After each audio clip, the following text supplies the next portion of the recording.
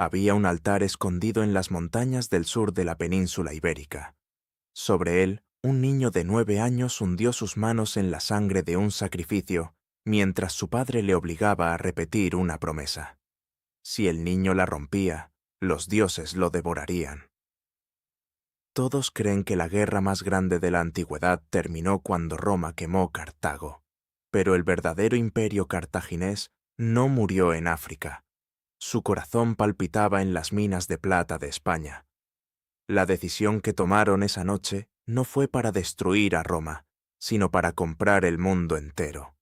Lo que ese niño juró en la oscuridad desató una maquinaria de venganza que todavía hoy dicta las fronteras y el idioma que hablas. Pero lo que nadie cuenta es que la familia que construyó ese imperio perfecto cometió un solo error matemático. Un error de 33 kilómetros en un río español que les costó la existencia de su civilización. El viento golpeaba la madera quemada del puerto de Gadir en el año 237 antes de nuestra era. Amílcar Barca no bajó del barco como un general derrotado. Bajó como un fantasma que había perdido una guerra, pero conservaba su espada. Cartago, la joya del norte de África, acababa de ser humillada por Roma. Le habían arrebatado el mar, le habían vaciado las arcas. El senado cartaginés, aterrorizado y ahogado en deudas, le cerró las puertas a su propio ejército. Así que Amílcar tomó la única flota que le quedaba, metió a su familia en los barcos y cruzó el estrecho hacia lo desconocido. No buscaba refugio, buscaba el control absoluto de la península ibérica. Y lo primero que hizo, al pisar la arena de Hispania, no fue levantar un templo a sus dioses, fue abrir una mesa de reclutamiento. Aquí hay algo que los libros de historia han maquillado durante más de 2000 años, por pura vergüenza. La narrativa oficial exige que creas que las feroces tribus íberas y celtíberas lucharon hasta la muerte por su libertad contra el invasor extranjero. La realidad es mucho más oscura y transaccional. Amílcar no conquistó a sangre y fuego a las tribus del sur. Las compró. Los caciques íberos no vieron a un tirano cruzando sus fronteras. Vieron al empleador mejor pagado del mar Mediterráneo. Por un salario en plata pura, aquellos guerreros que juraban proteger sus montañas se vendieron voluntariamente como la fuerza mercenaria más letal de la antigüedad. No hubo una resistencia heroica inicial. Hubo un contrato comercial.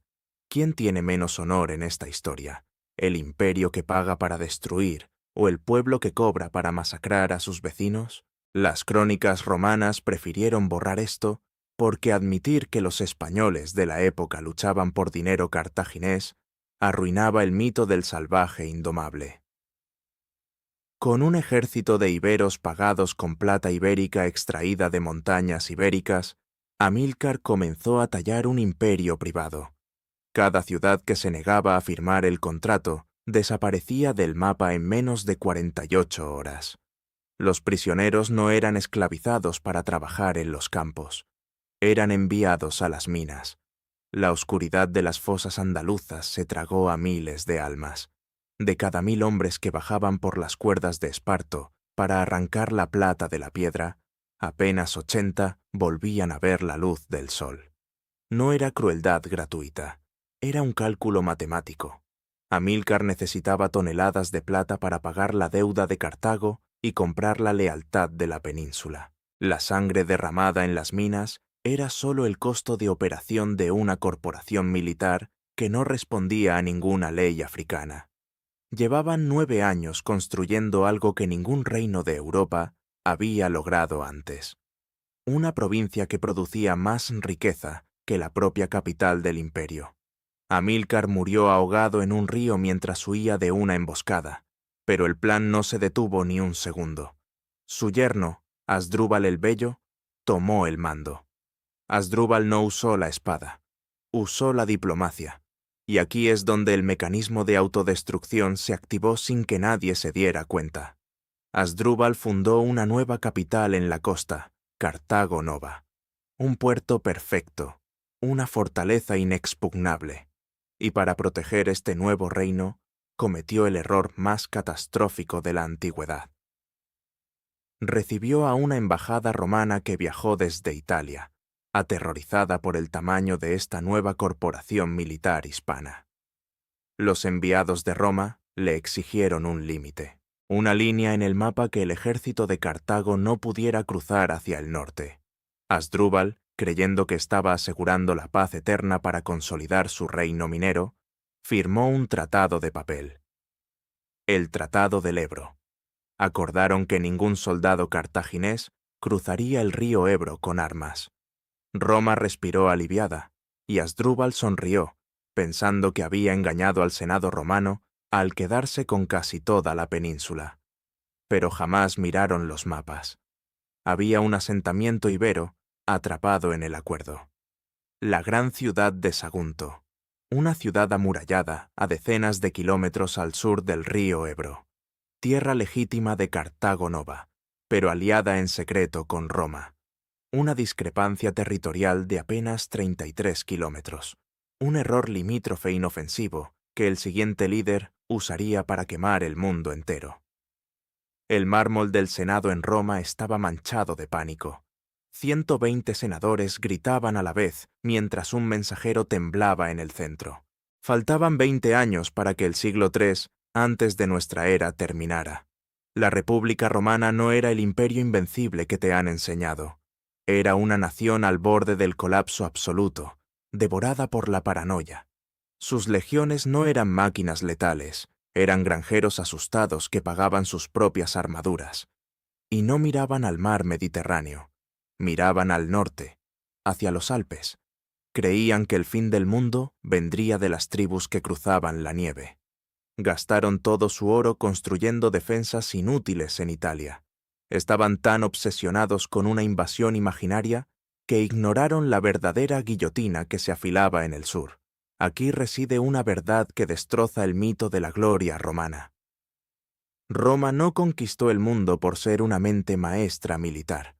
Lo hizo por cobardía pura. Expulsaban su terror atacando primero, y tenían un sistema legal perverso para justificar cada masacre. Nunca declaraban una guerra de agresión. Creaban alianzas tóxicas con ciudades pequeñas y estratégicamente vulnerables. Les prometían protección incondicional. Pero era una mentira monumental. Firmar un tratado oficial con la loba romana era ponerse la soga al cuello. Roma necesitaba que esas ciudades fueran masacradas. Necesitaba verlas arder. Porque su estricta ley sagrada dictaba que solo podían movilizar legiones en guerras defensivas para proteger a un aliado agredido. Usaban a poblaciones enteras de miles de personas como cebo vivo. Y el cebo perfecto que eligieron estaba a 1500 kilómetros de distancia, incrustado en la costa este de España, una ciudad amurallada llamada Sagunto. En el año 220 antes de nuestra era, una delegación diplomática romana cruzó las aguas y entró por sus puertas de piedra. Los emisarios llevaban túnicas inmaculadas y promesas vacías. Se sentaron frente a los líderes iberos. Les hablaron del poder de su inquebrantable república. Los saguntinos, aterrorizados por el crecimiento militar que ahogaba su península, firmaron el documento de alianza en cera roja. Creyeron que acababan de comprar su salvación para la eternidad. No sabían que acababan de avalar su inminente sentencia de muerte. Los embajadores romanos volvieron a sus naves. No dejaron ni un soldado para proteger las murallas, ni un escudo. Navegaron de vuelta a Italia y cerraron las puertas del Senado. Sagunto estaba incrustada en territorio enemigo. Roma se sentó plácidamente a esperar la inevitable hemorragia. El infierno se desató durante el otoño. Las crónicas documentan un asedio implacable de 8 meses ininterrumpidos. Los habitantes resistieron hasta morder el cuero podrido de sus escudos. Cuando el hambre borró la delgada línea entre humanidad e instinto animal, las madres empezaron a atar a sus hijos pequeños a las vigas para no perderlos en la locura. Enviaron mensajeros que lograron romper el letal cerco y navegaron agónicamente hasta Roma. Entraron en el suelo del Senado, suplicando a gritos la urgente intervención prometida. Lloraron lágrimas de sangre sobre el pulido mármol extranjero. Los senadores los escucharon desde arriba. Asintieron lentamente. Y no hicieron nada. Debatieron la tediosa semántica legal del tratado durante largas semanas, mientras las murallas de Sagunto caían en pedazos bajo el impacto de las rocas. La pesada burocracia romana fue la excusa perfecta para su inacción planificada. En el 8º mes de agonía, los ancianos tomaron la última decisión libre de su vida. Juntaron toda la plata, el oro y los tejidos, formando una montaña en la plaza central. Encendieron una hoguera colosal que iluminó la costa. Uno por uno, hombres y mujeres caminaron en silencio hacia las llamas. Prefirieron ser cenizas esparcidas por el viento antes que esclavos en tierras lejanas. Cuando las puertas cedieron, los asaltantes no encontraron botín, solo una inmensa tumba colectiva, ardiente y silenciosa. Roma tenía exactamente lo que anhelaba.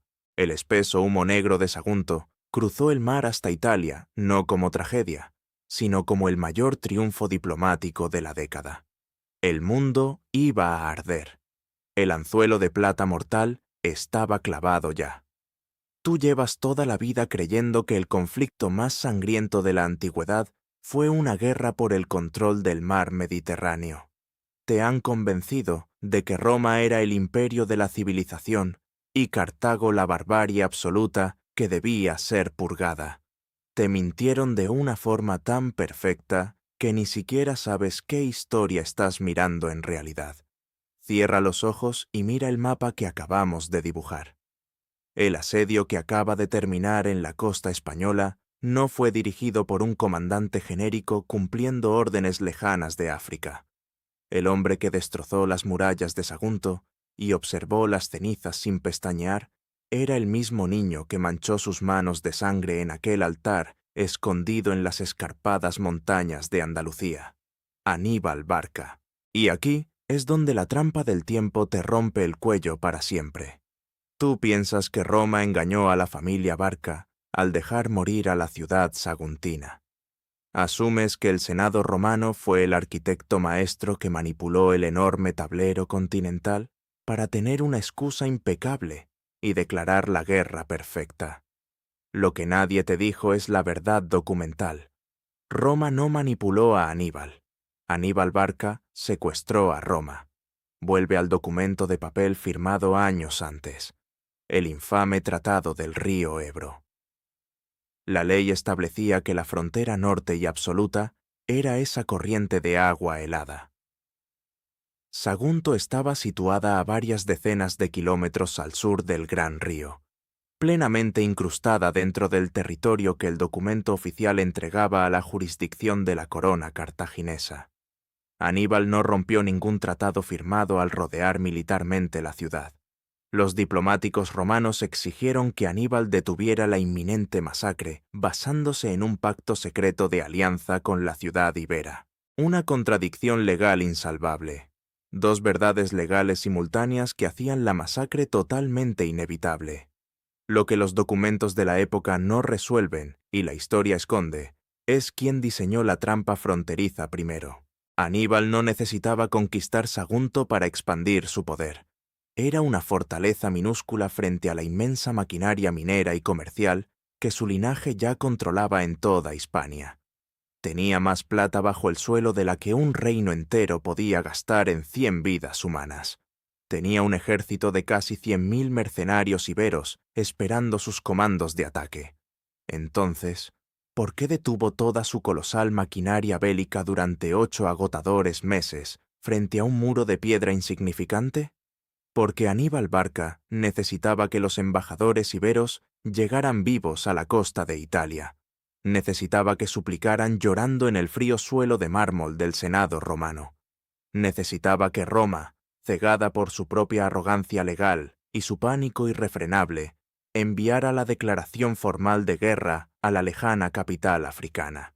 Si Aníbal hubiera cruzado el río Ebro y hubiera marchado directamente hacia los temidos Alpes sin una agresión previa totalmente justificada, los ancianos oligarcas de la lejana Cartago le habrían cortado los suministros económicos inmediatamente por iniciar un conflicto suicida y no autorizado por el Supremo Consejo Mercantil Africano. Aníbal necesitaba desesperadamente ser la víctima oficial del relato sangriento. Al mantener el férreo cerco inquebrantable y dejar que la heroica Sagunto se inmolara lentamente bajo la mirada inútil y pasiva de Roma, Aníbal consiguió el papel de agredido legal frente a su propio gobierno en África. Las llamas de esa gigantesca hoguera humana no iluminaron el triunfo burocrático del cobarde Senado romano, iluminaron el salvoconducto militar definitivo de la dinastía Barca. Lo que tú creías que era la extensa crónica histórica de cómo la Gran Roma aniquiló a una potencia marítima rival es, en cruda verdad, el registro forense de un monumental golpe de Estado corporativo. El antiquísimo Estado cartaginés fue devorado silenciosamente desde dentro por una sola familia afincada en tierras de España. Los Barca no acataban órdenes directas de ningún consejo. La capital operativa del vasto imperio ya no estaba situada en la polvorienta costa norteafricana, estaba sólidamente construida en el actual litoral de la región de Murcia. La gran metrópolis de Cartago se había reducido a una simple y aterrada oficina de recaudación fiscal que dependía desesperadamente de la plata ibérica extraída a sangre para no colapsar financieramente. Todos los africanos eran rehenes absolutos de su propio y lejano ejército. Aníbal no marchó cruzando la nieve mortal de los temibles Alpes con decenas de enormes elefantes, ciegos y 90.000 combatientes empuñando espadas de hierro forjado para salvar la honra perdida de Cartago. Esa es la mentira estructural más brillante jamás escrita por los supuestos vencedores europeos.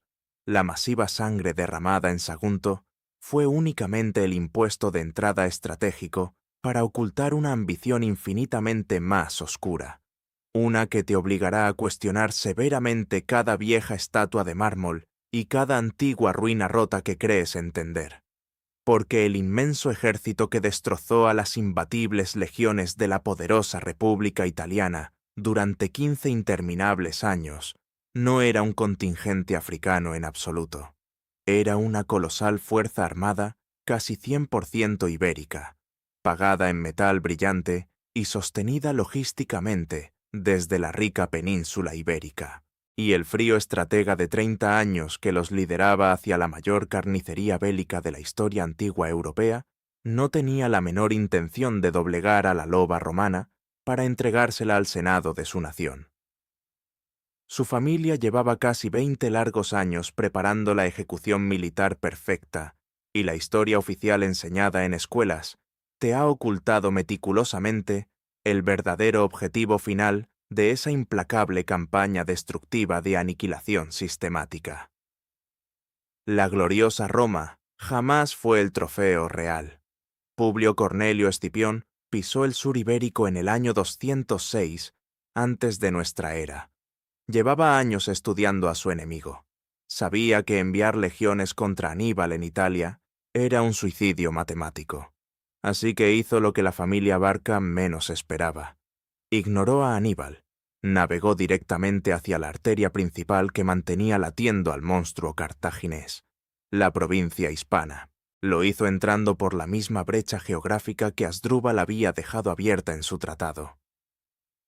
El error de los 33 kilómetros. Sagunto no fue solo el anzuelo para iniciar la guerra. Fue la puerta que Roma usó para clavar el cuchillo en el pulmón minero africano. La llanura de Ilipa amaneció bajo una espesa niebla. Escipión tenía apenas 45.000 hombres agotados. El ejército enemigo, comandado por el hermano menor de Aníbal, contaba con 74.000 soldados. Pero el romano entendió el oscuro secreto de su hegemonía. El inmenso ejército invasor no era cartaginés. Eran feroces mercenarios iberos pagados con la inmensa riqueza subterránea local. Escipión ejecutó una manipulación táctica perfecta. Durante varios días, formó a sus legiones en el centro y a sus aliados españoles en los flancos. Los cartagineses respondieron colocando veteranos africanos en el centro y mercenarios iberos en los extremos. Era una simetría perfecta, un baile macabro sin contacto. Roma estaba condicionando el cerebro de su enemigo, enseñándoles a esperar la misma formación día tras día, hasta que llegó la detonación. Escipión no dio a sus hombres tiempo para desayunar. Los lanzó al campo mucho antes del amanecer, pero invirtió brutalmente la formación. Colocó a sus mortíferas legiones romanas en los flancos y dejó el centro vulnerable. Cuando los cartagineses sacaron a sus tropas apresuradamente para responder, el pánico devoró sus filas. Las veloces alas romanas avanzaron a una velocidad física aterradora, destrozando por completo a los mercenarios iberos que jamás esperaron enfrentar a la infantería pesada de Italia. El fuerte centro africano veterano no pudo moverse para auxiliar a sus camaradas, porque el débil centro aliado romano los fijaba engañosamente en su posición. Fue una aniquilación matemática. Escipión usó la táctica exacta de envolvimiento que Aníbal había empleado para masacrar a los romanos en Canas años antes. Les devolvió el infierno usando su propio sangriento reflejo oscuro. Esa tarde, docenas de miles de cadáveres cubrían la tierra andaluza ensangrentada. De los 74.000 hombres que salieron a luchar bajo el estandarte de Cartago, casi nadie regresó. Y aquí se cierra el negro círculo de la fatalidad. La masacre de Ilipa no fue solo una derrota militar, fue una desconexión mecánica total. El traicionero tratado del sagrado río Ebro había dictado en silencio el violento fin. Al aniquilar a las tropas que protegían las minas, Escipión cortó de un solo golpe el colosal flujo de plata que viajaba hacia las lejanas arcas cartaginesas. Las minas cambiaron de dueño definitivo en una tarde sangrienta. Los mercenarios sobrevivientes que antes juraron lealtad a la plata africana se vendieron al oro de la República. La corporación paramilitar que Amílcar construyó colapsó irremediablemente en pedazos, como un frágil castillo de arena bajo el mar. A miles de kilómetros de distancia, el general Aníbal Barca seguía ganando escaramuzas en Italia, pero era un hombre muerto caminando completamente ciego, y ni siquiera lo sabía. Su imbatible maquinaria de guerra acababa de ser apagada y destrozada desde el otro lado del mar Mediterráneo. Lo que parecía la máxima demostración de fuerza indomable en el campo de batalla italiano se reveló como la perfecta trampa de su inminente destrucción económica. Cartago no fue derrotada por el desgaste de perder batallas en suelo italiano.